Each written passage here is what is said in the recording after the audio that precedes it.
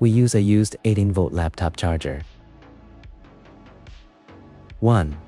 To reduce the power to 12 volts, we need a 78012 IC.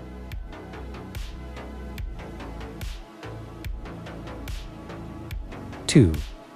To reduce the power to 5 volts, we need a 7805 IC.